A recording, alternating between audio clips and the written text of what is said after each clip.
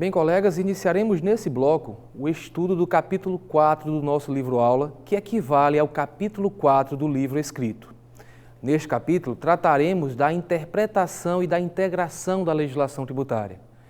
Em primeiro lugar, precisamos estudar o conceito de interpretação. Todos devem ter uma noção de que interpretar é descobrir o sentido, o alcance, o conteúdo de determinada regra. Para descobrir esse sentido, existem diversas técnicas que serão estudadas no transcorrer desse capítulo. É fundamental que a gente perceba que estas técnicas de interpretação são aplicáveis aos diversos ramos do direito. Por isso que, inclusive, se fala da ciência da hermenêutica, a ciência da interpretação e, mais especificamente, da hermenêutica jurídica, a interpretação das normas jurídicas. São regras que vocês vão perceber que são bem lógicas, bastante óbvias. Muitas delas, mesmo quem nunca estudou hermenêutica, utiliza no dia a dia, porque da lógica você extrai alguns sentidos, alguns conteúdos, alguns alcances de algumas normas que nós tenhamos que estudar. Muito bem. Também vai ser fundamental aqui lembrar daquela técnica ou daquele critério da especialidade, porque, como eu citei, existem técnicas de interpretação que vão ser aplicáveis a todos os ramos do direito, inclusive para o direito tributário, mas existem algumas especificidades do direito tributário. Inclusive, o CTN, obviamente, vai dar mais atenção ao que é específico para o direito tributário e não para o que vale para todos os ramos do direito. Então, durante a análise desse capítulo, falaremos do que vale para todos os ramos do direito e depois mergulharemos nos dispositivos do CTN que abordam a matéria para sabermos o que é especial para o direito tributário, valendo a ideia de que o que é especial prevalece sobre o que é geral diante do princípio da especialidade que já foi exaustivamente comentado durante o nosso capítulo passado. Então, em primeiro lugar, como conceito de interpretação, temos que lembrar: interpretar é extrair o conteúdo, extrair o sentido, o alcance de uma determinada norma. É fundamental perceber que há uma diferença entre interpretação e integração. Interpretação, você descobre o sentido da norma que existe. Na integração, que será estudada logo a seguir, você vai tentar extrair qual é a regra aplicável a um caso quando o legislador não estabeleceu regra expressa. Resolver, portanto, o problema da lacuna. Você vê em determinada situação a necessidade de buscar uma solução para aquilo. Então você busca a solução, mas não encontra a solução expressa na norma. E vai ter que se utilizar de técnicas para descobrir como resolver aquele problema diante da inexistência de norma expressa. Mas isso é um ponto que vai ser estudado logo a seguir. Em primeiro lugar, vamos tentar descobrir, ou vamos descobrir especificamente, como entender o sentido, o conteúdo, o alcance de uma norma que existe. Vamos falar das técnicas, dos critérios de interpretação. Então, após falarmos do conceito, vamos agora falar dos critérios de interpretação citados pela doutrina. O primeiro, o critério literal ou gramatical. É o critério que a gente tende a usar inicialmente.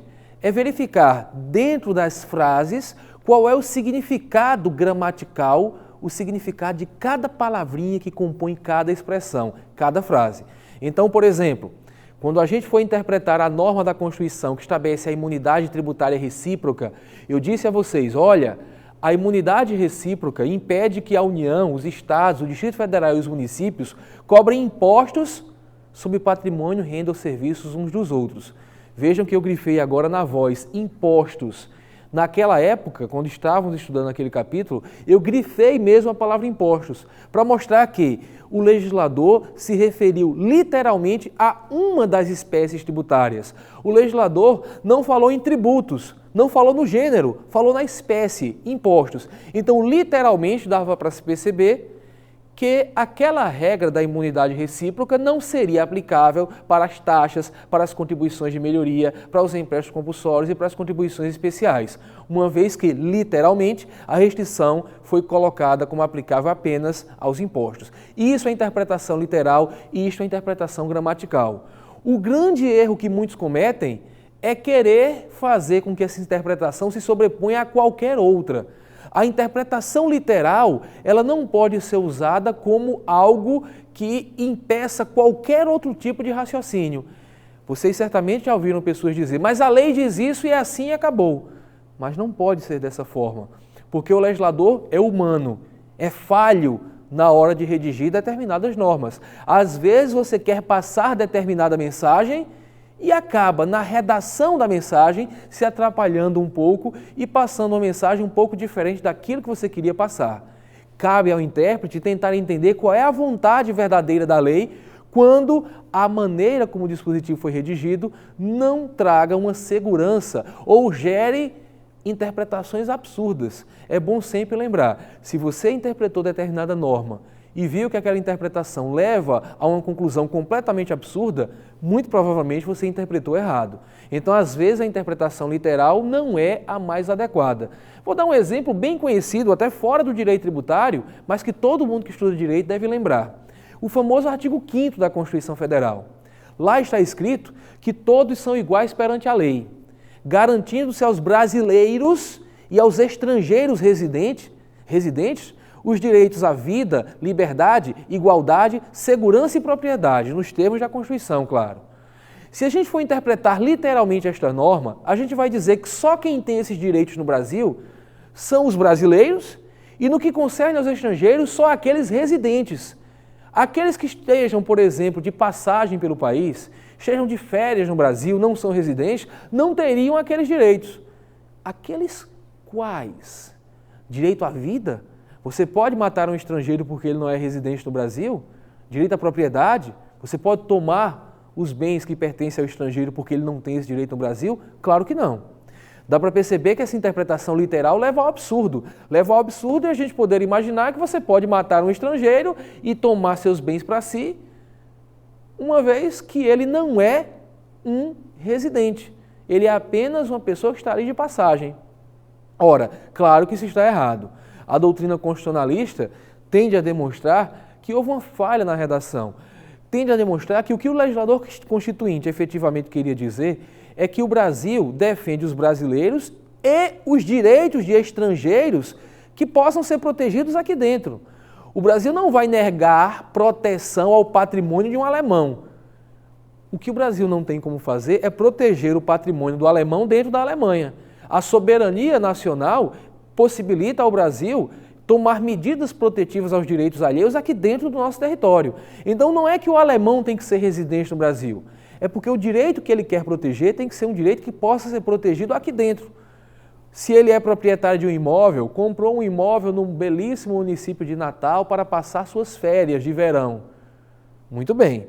Existe uma propriedade de um alemão que está aqui, ele vem aqui só passar férias, mas o direito brasileiro vai proteger esta propriedade. É bastante óbvio isso daí, o que demonstra que a interpretação literal não deve se sobrepor às demais. Você deve analisar a norma de acordo com os demais critérios de interpretação para chegar à conclusão de qual é o exato sentido, o exato alcance, o exato significado daquela norma que você estiver estudando. Muito bem, além da interpretação literal, temos outros critérios. O critério sistemático. No critério sistemático, você olha para a norma não apenas da maneira como ela está escrita. Você verifica que ela faz parte de um sistema jurídico em que constam também outras normas, outros dispositivos. E você vai tentar dar harmonia à interpretação daquela norma de forma que ela não colida com outros dispositivos do sistema que você está estudando. Então, por exemplo, nós aqui, vocês devem lembrar, nós estudamos uma regrinha que dizia que são imunes a impostos sobre patrimônio, renda e serviços os templos de qualquer culto. Se dizia a União, os estados, o DF e os municípios não podem cobrar impostos sobre templos de qualquer culto. Se a gente for interpretar a palavra templo, vai haver uma tendência, como nós comentamos lá, de que a gente restringe a imunidade apenas ao prédio onde funciona aquela instituição religiosa. Porque o templo é o prédio fisicamente considerado. A igreja é uma instituição que se utiliza do templo para realizar determinadas atividades. Mas se a gente disser que a imunidade é só do prédio, a gente vai perceber que algumas situações absurdas vão ocorrer. Seria possível cobrar imposto de renda sobre o correr das sacolinhas, né, sobre as oferendas. Seria possível cobrar ISS sobre serviços prestados pelo templo. Eu já citei esse exemplo aqui.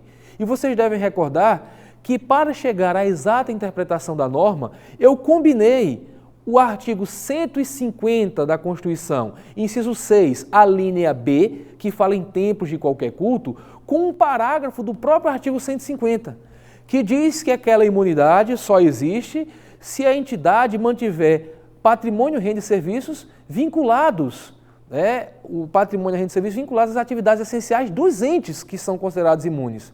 Aí eu grifei lá, os entes, a entidade é que é imune. Então, combinando um dispositivo que fala em tempos de qualquer culto, com outro que diz que tem que haver vinculação do patrimônio, renda e serviço às finalidades essenciais do ente, você percebe que a imunidade é de um ente, é de uma instituição e não apenas de um prédio. Então, na interpretação sistemática, você percebe que a imunidade vai englobar a entidade religiosa com todo o seu patrimônio, sua renda e seus serviços. É muito comum que para descobrir o significado de uma norma, a gente precise visitar outra norma. Vocês devem lembrar, por exemplo, a título de exemplo também, mais um exemplo, que nós lemos um dispositivo que diz que a imunidade de determinadas instituições depende de regulamentação em lei. Interpretando literalmente, nós diríamos que a lei é uma lei ordinária, porque a doutrina diz que quando o legislador constituinte falar de lei sem especificar qual é o tipo de lei, seria uma lei ordinária. Mas nós fizemos uma interpretação sistemática. Deixamos de olhar apenas para o dispositivo, que é o artigo 150 6C, e olhamos para um outro dispositivo, o artigo 146, inciso 2 da Constituição, que fala que cabe à lei complementar regular as limitações constitucionais ao poder de tributar. Então, nós fizemos uma análise conjunta de determinados dispositivos, olhamos não só para o dispositivo, olhamos para o sistema em que aquele dispositivo está incluído e chegamos a uma conclusão diversa daquela que chegaríamos olhando apenas para a literalidade daquela norma que estava sendo analisada. Então, colegas, interpretar literalmente significa não usar, ou melhor dizendo, interpretar sistematicamente significa não usar antolhas.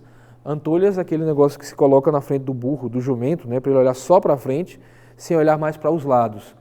Quando eu digo tirar as antolhas é porque você não vai ficar olhando fixamente apenas para uma determinada norma. Você vai olhar também para o sistema em que essa norma está inserida para saber exatamente o seu significado.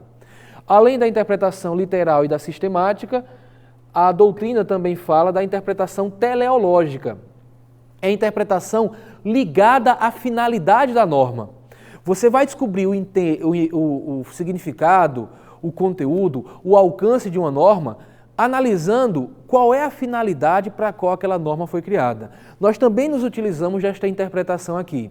Vocês devem lembrar que num determinado momento do nosso livro-aula, quando estávamos analisando o princípio da anterioridade e o princípio da noventena, nós vimos um dispositivo da Constituição, que é exatamente o artigo 195, parágrafo 6º, 195, parágrafo 6º, exatamente, 195, parágrafo 6º, em que consta que, no que concerne às contribuições para a Seguridade Social, se houver uma criação, a instituição da contribuição, ou uma modificação, a cobrança só poderá ocorrer depois de 90 dias. Pela literalidade do dispositivo, se a contribuição fosse diminuída, deveríamos esperar 90 dias para cobrar o tributo diminuído, porque lá se fala em criação ou modificação. Diminuir é modificar. Então, literalmente, na diminuição, nós teríamos que esperar 90 dias para cobrar o tributo menor. Mas nós percebemos que essa interpretação é absurda. O princípio da noventena, assim como o princípio da anterioridade, ambos foram criados para proteger o contribuinte. São escudos do cidadão perante essa famosa sede arrecadatória do Estado. O Estado tem o grande poder de editar uma norma e nos obrigar a entregar parcela do nosso patrimônio para que ele desempenhe uma determinada atividade. Mas existem limites a esse poder, e um deles é que o Estado precisa nos dar um tempo para que o tributo comece a ser cobrado. Muito bem, a ideia é que quando a gente passa por um aperto financeiro, a solução disso passa ou pela redução de despesas ou pelo aumento de receitas. E nenhuma coisa nem outra é fácil para fazer de uma hora para outra. Então, nós temos que ter um tempo à disposição para reorganizar o nosso orçamento. Só que quando o tributo diminui, o problema não existe. Eu falei para vocês até em tom de brincadeira, né? Ninguém vai reclamar porque um tributo diminuiu e estão sobrando R$500 por mês. Ninguém vai dizer, que país inseguro, deveriam me dar um tempo para eu me preparar para essa sobra de dinheiro. Preparar, você tem que se preparar para a falta de dinheiro. para a sobra, pode ter certeza que você vai dar um destino àquele dinheiro que está sobrando.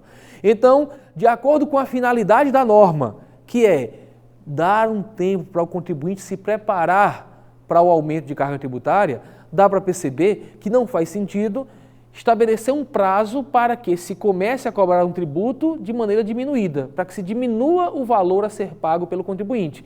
E aí percebam que coisa interessante, a Constituição brasileira diz expressamente, tem que esperar 90 dias para que você ponha em aplicação, para que você aplique uma norma que institua ou que modifique um tributo. E vem o nosso Supremo Tribunal Federal e diz, se a modificação for para menor, não há necessidade de esperar esses 90 dias. Porque o que o legislador constituinte quis quando escreveu aquela norma foi proteger o contribuinte e não prejudicá-lo. Se você diz que vai ter que esperar 90 dias para cobrar o tributo menor, você prejudica o contribuinte. E aí é importante lembrar que a Constituição, quando abre o capítulo relativo às limitações ao poder de tributar, diz que, dentre outras garantias asseguradas ao contribuinte, existem aquelas que são enumeradas. Dentre outras garantias, se você encara o dispositivo que a gente está estudando aqui como uma garantia do contribuinte, você tem que chegar à conclusão que essa garantia não pode ser utilizada de forma a prejudicar o contribuinte. Então foi utilizada a interpretação teleológica. Quando virem falar em interpretação teleológica, é a interpretação ligada à finalidade. A norma, ela não vem para o mundo porque é bonitinha.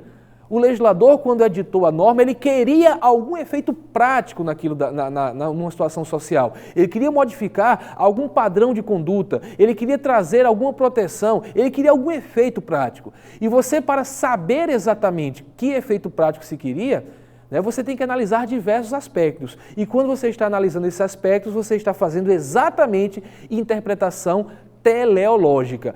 Interpretar é se pôr na condição de autor. O que eu quero dizer com se pôr na condição de autor? Quantas vezes nós não lemos alguma coisa e dizemos, o que é que esse cara que escreveu isso quis dizer? Então você vai se colocar na posição de autor. E nesta posição de autor, muitas vezes você deve tentar descobrir o seguinte, além do que é que ele quis dizer, o que é que ele quis obter com esta norma? Qual é o efeito prático sobre a sociedade brasileira que o legislador queria obter quando editou aquela norma? Quando você faz isso, você está utilizando a interpretação teleológica. Vejam que nenhuma técnica, nenhum critério de interpretação se sobrepõe aos demais. Você tem que unir esses critérios. Olha para a norma, verifica o significado gramatical de cada uma das expressões que compõem aquela frase, verifica aquela norma no contexto das demais, que é a interpretação sistemática, verifica a finalidade da edição daquela norma. Esses critérios em conjunto nos vão ajudar a obter o real significado da norma que está sob análise.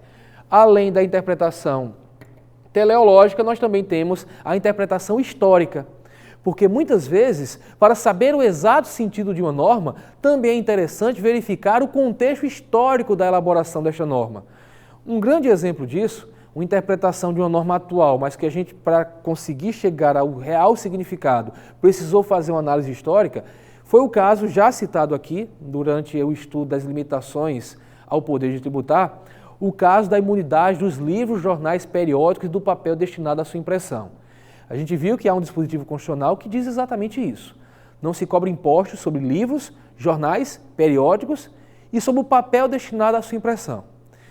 Se viu que muitas autoridades, quando vão analisar essa norma, se pegam muito ao fato de se falar o papel destinado à sua impressão, o que levaria à conclusão de que livro só seria imune se viesse em meio papel. Livro em meio eletrônico jamais seria imune.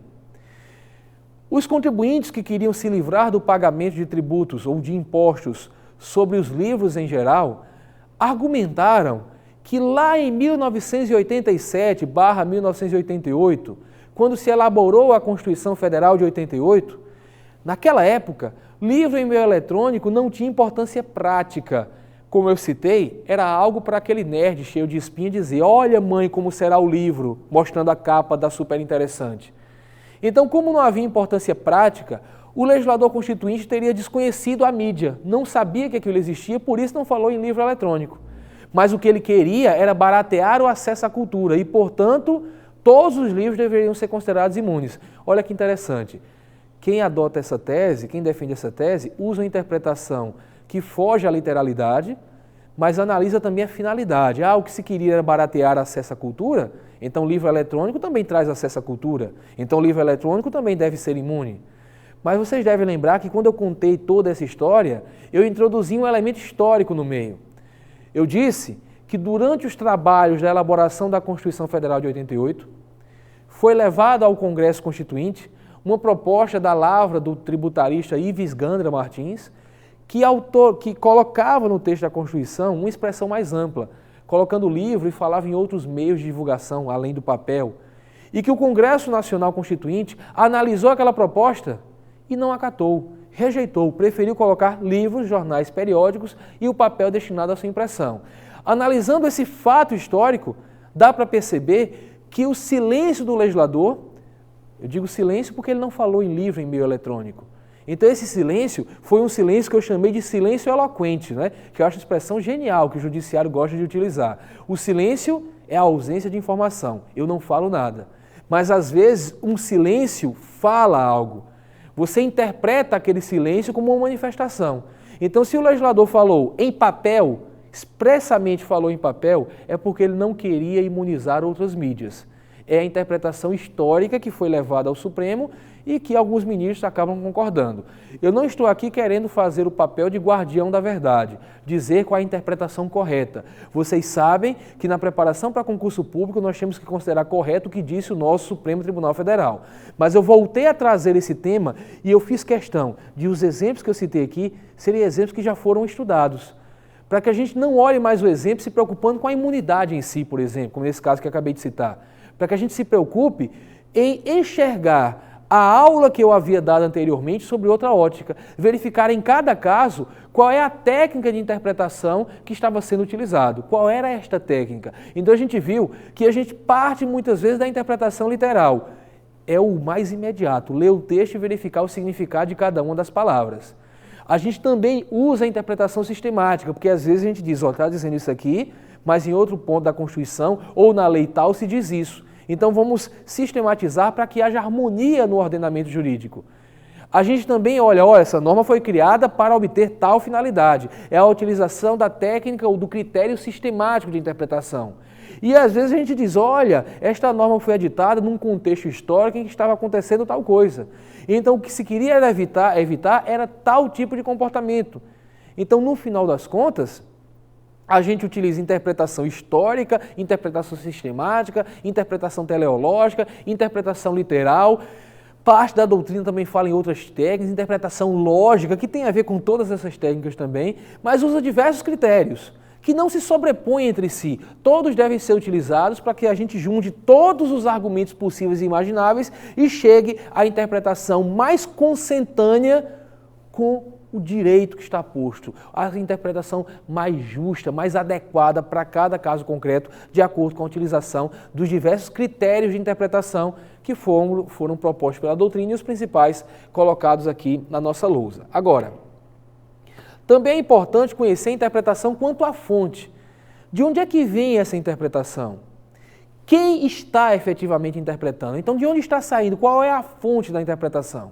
A doutrina cita basicamente 4 fontes possíveis. Se fala, em primeiro lugar, não por ordem de importância, mas em primeiro lugar, a interpretação autêntica. A autêntica é a interpretação que emana da mesma fonte da qual emanou a norma. É a criatura, o órgão, a entidade, não importa, mas essa entidade, este órgão, essa criatura que elaborou a norma, ele mesmo vai interpretar a norma que elaborou. É muito comum, por exemplo, quando a gente quer saber o significado de uma norma que consta numa emenda à Constituição, a gente buscar pela internet ou nos arquivos do próprio Congresso a exposição de motivos que deu origem à norma. Porque quem elaborar a norma, não é que deu origem, é que acompanhou a norma, né? Quando você elabora o projeto, muitas vezes você manda junto uma exposição de motivos, o porquê da elaboração daquele projeto. Verifica o raciocínio do parlamento para saber exatamente qual é o significado. Você está olhando para a fonte da qual emanou a norma. Mas o que a gente normalmente lembra quando se fala de interpretação autêntica é de um caso que já foi citado aqui. É do caso em que a entidade, o órgão que elaborou uma norma, a norma número 1, edita uma norma número 2 para interpretar a norma número 1.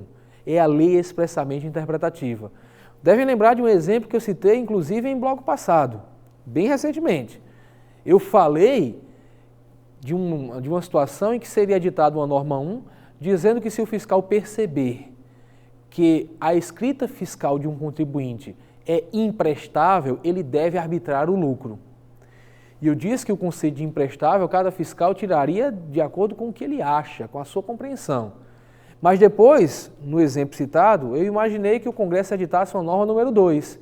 E na norma número 2 ele dissesse, para efeito de interpretação da norma número 1, considera-se imprestável a escrita do contribuinte nos seguintes casos, e enumerasse os casos em que a escrita seria considerada imprestável e, por conseguinte, seria possível a utilização da técnica do arbitramento do lucro. Vejam, a lei número 2 está interpretando a lei número 1. Ou seja, o Congresso Nacional, que elaborou a norma 1, ele mesmo está dizendo o que significa a norma número 1. É a interpretação autêntica. Cuidado, não é necessário que sejam as mesmas pessoas físicas. Às vezes a lei número 2 que estou citando aí vem 10 anos depois da edição da lei 1. E 10 anos depois o parlamento pode ter se modificado muito. Vários parlamentares saíram e entraram outros por conta da eleição. É outro parlamento no que concerne à composição. Mas o órgão é o mesmo. Se o Congresso Nacional editou a norma 1 e o Congresso Nacional editou uma outra norma interpretando a norma número 1, ora, há uma interpretação autêntica porque a fonte é a mesma, mesmo que as pessoas físicas tenham mudado. Então a interpretação autêntica é aquela que emana da mesma norma de onde emanou, da mesma fonte, de onde emanou a norma que está sendo interpretada. Esta é a interpretação autêntica. Além da interpretação autêntica, temos também a interpretação doutrinária, que a gente utiliza tanto, né? Quando a gente diz, fulano de tal, Paulo de Barros Carvalho em matéria tributária, Luciano Amaro, Sacha Calmon Navarro Coelho, determinado autor X, entende que esta norma significa isto. Isto é a interpretação doutrinária, que é feita pelos estudiosos da matéria que a gente chama carinhosamente de doutrinadores. Então a interpretação doutrinária também tem a sua relevância.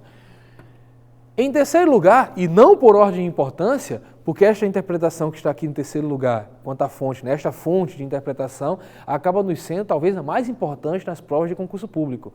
Porque, como eu falei para vocês, quando o Supremo Tribunal Federal diz que uma norma deve ser interpretada de uma determinada forma, principalmente quando é uma norma constitucional, né, dado que o Supremo é a última instância em matéria constitucional, então isso aí passa a ser uma verdade absoluta para a gente, para a prova de concurso público. Porque no estudo acadêmico, doutrinário, a interpretação judicial ou jurisprudencial, ela é uma interpretação como qualquer outra. É muito comum, quem já fez faculdade de Direito já deve ter ouvido isso, você dizer, professor, eu acredito que isso não deve ser interpretado assim, deve ser interpretado da maneira B. O Supremo já decidiu assim, professor. Aí muitos professores dizem, sim, o Supremo decidiu assim, mas ele está errado. Porque o correto, aí traz vários argumentos lógicos para mostrar que o posicionamento doutrinário do professor, né, é melhor do que o posicionamento do Supremo. Seria o mais adequado, seria o correto. Certo? Então, a interpretação jurisprudencial, judicial, é uma interpretação que se difere da interpretação doutrinária apenas pela fonte. Ela decorre dos diversos julgados no mesmo sentido, elaborados pelo Poder Judiciário nos casos que lhes são submetidos. Então a diferença é quanto à fonte. Mas no nosso mundo, o mundo da preparação para concursos públicos, a interpretação jurisprudencial tem importância muito grande. E para aqueles que não estão se preparando para concurso, estão apenas se atualizando, vão utilizar, por exemplo, essas regras no exercício da advocacia, é bom conhecer qual é a interpretação jurisprudencial dominante para que você tenha condições de ter uma certa previsibilidade sobre o resultado das lides que você submete ao judiciário. Claro que é bem mais tranquilo você ir buscar no judiciário um direito, quando esse direito já foi reconhecido em casos idênticos pelo nosso Supremo Tribunal Federal. Então a interpretação judicial é aquela que vem dos órgãos do Poder Judiciário nas diversas decisões que eles prolatam nos diversos e inúmeros casos, né, que são submetidos ao próprio Poder Judiciário. E por fim, uma quarta fonte de interpretação, muitos autores não citam essa fonte, mas ela também tem grande relevância, que é a interpretação administrativa. Muito importante em direito tributário. Esta interpretação é aquela dada pelos órgãos fiscais, principalmente, que aplicam a norma tributária, quando vão aplicar tal norma.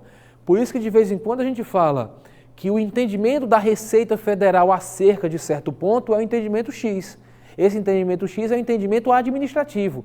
Não é uma interpretação autêntica, porque a norma foi editada pelo Parlamento e não pela Receita. Pensando numa lei, né? Tem norma que a Receita edita também. Mas imagine uma lei. O Parlamento editou a lei e a Receita tem um posicionamento oficial sobre como aquela norma deve ser interpretada. É a interpretação administrativa. Não é doutrinária, porque não é apenas um estudioso da matéria, é um órgão administrativo que aplica a norma. Não é interpretação judicial, porque não é o Poder Judiciário, é o órgão administrativo responsável pela aplicação da norma que está dizendo o que ela significa. Em suma, se quem editou a norma também a interpreta, esta interpretação é autêntica. Se é um estudioso do direito que está dizendo o que pensa a respeito da norma, esta interpretação é doutrinária. Se é o Poder Judiciário que, nos casos que lhes são submetidos, nas querelas, nas celeumas, nos problemas que eles têm que analisar, que diz o significado da norma, esta interpretação é jurisprudencial ou judicial.